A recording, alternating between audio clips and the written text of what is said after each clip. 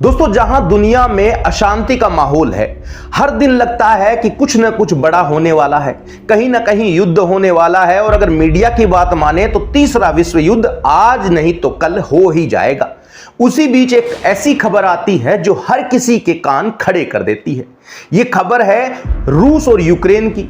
दोस्तों, वही यूक्रेन है जिसको रूस ने ताबड़तोड़ हमले कर उसकी कमर तोड़ डाली, उसके यहां तबाही मचा दी। ये वही यूक्रेन है जिसने पूरी दुनिया के बड़े बड़े देशों के पास जाकर मदद मांगनी चाही। ये वही यूक्रेन है जिसके राष्ट्रपति को अमेरिका के राष्ट्रपति डोनाल्ड ट्रंप ने डांट फटकार लगाई थी, जो पूरी दुनिया ने देखी। लेकिन अब ताजी खबर यह है कि 1 जून 2025 को, यानी आज से एक दिन पहले ही, यूक्रेन ने रूस के अंदर बड़ा धमाका कर दिया। यूक्रेन के राष्ट्रपति के द्वारा दावा किया गया है, यूक्रेन की सुरक्षा सेवा एसबीयू ने ऑपरेशन स्पाइडर वेब के तहत 117 ड्रोन से रूस पर ताबड़तोड़ हमले कर दिए। इतना बड़ा सुपर पावर देश होने के बावजूद भी ऐसे हमले किस तरह से हुए, यह एक बड़ा सवालिया निशान है। आज पूरी दुनिया में छोटे मोटे देशों में लड़ाइयां चल ही रही है। ताजा ताजा उदाहरण आपने भारत और पाकिस्तान का भी देखा। आजकल युद्ध उस तरह से नहीं होते जो आज से कुछ सालों पहले हुआ करते थे। आजकल टेक्नोलॉजी का जमाना है, किसी को कहीं भी नहीं जाना होता, सिर्फ बटन दबाया जाएगा और खेल खत्म। लेकिन इस बार जो कुछ हुआ है वो बड़ी बड़ी सुरक्षा एजेंसियों को सोचने पर मजबूर कर रहा है। जब यूक्रेन, यूरोपीय देश और अमेरिका जैसे देश चाहते हैं कि यूक्रेन और रूस का युद्ध थम जाए, वहीं पर कई शांति वार्ता की कोशिशें जारी है, कई जगह मीटिंगें होने वाली है। लेकिन अचानक से एक खबर आती है कि यूक्रेन ने रूस पर हमला कर दिया। ऐसा नहीं है कि रूस पर यूक्रेन ने पहली बार हमला किया है, लेकिन इस बार जो हमला किया है उसका तरीका चौंका देने वाला है। अब जरा आप इसे आसान भाषा में समझने के लिए भारत का एक उदाहरण लेकर समझते हैं। दोस्तों, भारत और पाकिस्तान की लड़ाई चल रही है। भारत ने लगातार हथियार से पाकिस्तान के संसाधनों को खत्म कर दिया, पाकिस्तान के सरकार के घुटने टिकवा दिए। और अचानक से पता चलता है कि भारत की दिल्ली के अंदर एक ट्रक में से बहुत सारे ड्रोन उड़ते हैं और वो ड्रोन उड़कर सीधा भारतीय सेना के जहां जहाज खड़े होते हैं उन पर हमला कर देते हैं। आखिर ये सब हुआ कैसे? ऐसा कैसे हो सकता है जब दो दुश्मन देश आपस में लड़ रहे हों, झगड़ रहे हों, और उस बीच उसी देश से कुछ ऐसे हथियार आ जाएं और वो उस देश पर हमला कर डाले? दोस्तों, रूस जो कि पूरी दुनिया की सबसे बड़ी ताकत है, उसको आंख दिखाने के लिए अमेरिका को भी 4 बार सोचना पड़ता है।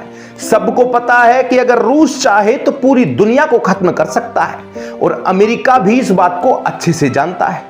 ट्रंप बार बार कोशिश करते रहे, लेकिन रूस के राष्ट्रपति व्लादिमीर पुतिन ने उन्हें घास तक नहीं डाली।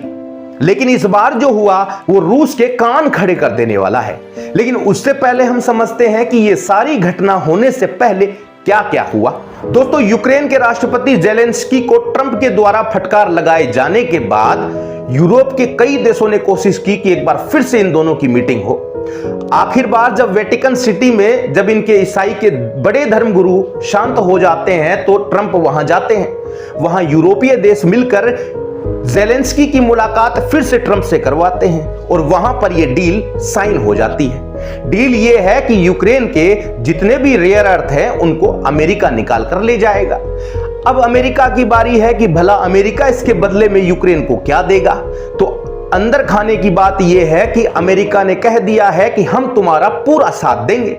इसके लिए इसका साथ हमें चाहिए यूरोपियन यूनियन का, क्योंकि यूरोपियन यूनियन ही है जिनको सबसे ज्यादा खतरा है रूस से। क्योंकि ये लोग जानते हैं कि रूस अगर हमला करने पर आया तो सबसे पहला नुकसान इन्हीं लोगों को होगा, क्योंकि अमेरिका बड़ी दूर बैठा है। लेकिन इस बीच टर्की, वही टर्की जिसने पाकिस्तान का भारत के खिलाफ साथ दिया, अब वो टर्की बड़ी होड़ में लगा है। इन दोनों ही देशों को बिठाकर मीटिंग करवाने में लगा है। वो श्रेय चाहता है, जैसे डोनाल्ड ट्रंप ने कहा कि भारत और पाकिस्तान को युद्ध को मैंने रुकवाया, ठीक ऐसे ही ये टर्की भी कहना चाहता है कि रूस और यूक्रेन, जो कि दुनिया का सबसे बड़ा और सबसे लंबा युद्ध चल रहा था, उसको इन्होंने न्यूट्रल करवा दिया। लेकिन ऐसा कुछ हो पाता उससे पहले ही ये बड़ी घटना अंजाम दे दी जाती है। दोस्तों, हर कोई जानता है कि यूक्रेन के पास इतनी हिम्मत नहीं है जो रूस से लड़ सके, और ना ही रूस को टेक्नोलॉजी के मामले में पीछे किया जा सकता है। लेकिन यूरोपियन यूनियन ने कुछ ऐसा खेल खेला जिसकी वजह से यह बड़ा हमला अंजाम दिया गया। इसमें हुआ क्या, जरा आप ये समझिए। कुछ एक जगह चुनी गई जहां रूस की मिलिट्री और एयरफोर्स के हथियार कहें या सुपर जेट, वो सब खड़े हुए थे। उसी के आसपास कोई खाली जगह या किसी वर्कशॉप में या किसी गोडाउन में एक ट्रक को खड़ा किया गया। उस ट्रक के अंदर माल हो सकता है, लेकिन उस ट्रक की छत को एक लकड़ी से, यानी लकड़ी की छत बनाकर उसे कवर किया गया। और जैसे ही इन्हें आदेश मिलता है कि अब यह काम शुरू होना चाहिए, तब वहां से रिमोट दबता है और इसकी छत खुलती है। 177 ड्रोन आसमान में उड़ने लगते हैं, मानो मधुमक्खियों का छाता किसी ने छेड़ दिया हो। ये करते हैं क्या है, ये थोड़ी ऊंचाई पर उड़ते हैं और जाकर सीधा हमला कर देते हैं। क्योंकि हम सभी जानते हैं कि सबसे तगड़ा जो डिफेंस सिस्टम है वो रूस के पास है। S-400, जिसका जिक्र भारत पाकिस्तान की लड़ाई में भी हुआ। ऐसा कहा गया कि पाकिस्तान की तरफ से जो मिसाइल, जो ड्रोन आए, उनको S-400 ने ही गिराया। हालांकि ये रूस की नीचे वाली टेक्नोलॉजी है जो भारत के पास है, जबकि रूस तो S-500 भी बना चुका है।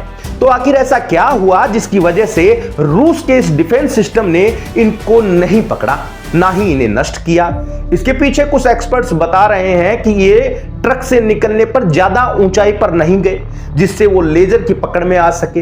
ये नजदीक ही गए, जहां इन्हें हमला करना था ये वहीं से कुछ दूरी पर जाकर गिर गए, जिससे भारी नुकसान हुआ। यूक्रेन के राष्ट्रपति ज़ेलेंस्की का दावा है कि रूस के 5 बड़े एयरपोर्ट्स पर बड़ा नुकसान पहुंचाया है। इसके पीछे की 18 महीनों की मेहनत है, तब जाकर इसको अंजाम दिया गया है। हालांकि रूस और रूस की मिलिट्री ने ज्यादा बड़े नुकसान से इनकार किया है। ऐसी भी बातें सामने आई है कि एक गुप्त मीटिंग हुई अमेरिका, यूरोप और यूक्रेन की, कि आखिर इस हमले को किस तरह से अंजाम दिया जाए।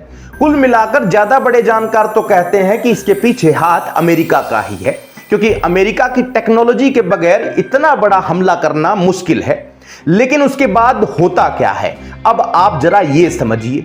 टर्की वाली हमने आपको बात बताई कि टर्की में मीटिंग चल रही है रूस और यूक्रेन की इस लड़ाई को खत्म करने की, जहां यूक्रेन के लोग भी आते हैं और रूस के लोग भी आते हैं। लेकिन इस मीटिंग में भी एक चौंकाने वाली घटना सामने आई जिससे भी लोग हैरान हुए। जहां रूस के लोग आए थे उन्होंने फॉर्मल ड्रेस पहनी थी, यानी कि कोट पैंट जैसे।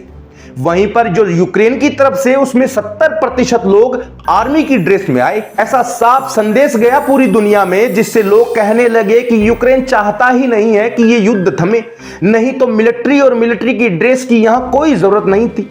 लेकिन उससे भी बड़ी चौंकाने वाली बात तब आई जब यह मीटिंग खत्म हो गई, क्योंकि यहां रूस की तरफ से एक व्यक्ति आया था जो रूस के राष्ट्रपति व्लादिमीर पुतिन का खास माना जाता है। वो जब मीडिया से रूबरू हुआ तो मीडिया वालों ने पूछा कि यूक्रेन की तरफ से आप पर हमला किया गया है, तो अब आगे क्या? तो वो व्यक्ति कहता है कि उसके लिए आप कल का इंतजार करिए, क्योंकि कल आपको सब कुछ पता चल जाएगा। वो कल आखिर कब होगा, क्योंकि वो 1 तारीख की बात है और आज हम 3 तारीख को ये वीडियो आपके सामने बना रहे हैं। हो सकता है कुछ बड़ा आज रात को ही हो जाए या फिर कल हो, लेकिन शुरुआत तो हो चुकी है, क्योंकि रूस की तरफ से यूक्रेन पर किंजल मिसाइल दाग दी गई है। दोस्तों, रूस की सबसे घातक मिसाइलों में से एक है किंजल। उसका इस्तेमाल पहली बार इस पूरे युद्ध में हुआ है। जानकार बता रहे हैं कि अब बड़े खतरे की आहट है। देखना होगा कि इस बड़े ताकतवर देश के सामने आखिर कौन कौन से देश कतार लगाकर खड़े रहते हैं। हम उम्मीद करते हैं कि सब कुछ शांति से हो जाएगा, लेकिन फिर भी अगर कोई ऐसा अपडेट आएगा तो आप सभी के लिए लेकर हम आ जाएंगे। लेकिन उसके लिए आप हमारे चैनल को सब्सक्राइब कर लीजिए, तभी तो हम हर खबर आप तक पहुंचा पाएंगे। आज के लिए इतना ही, फिर लेकर आएंगे ऐसी ही और भी गजब की वीडियो आप सभी के लिए। आप लगातार देखते रहिए गोगी लियो।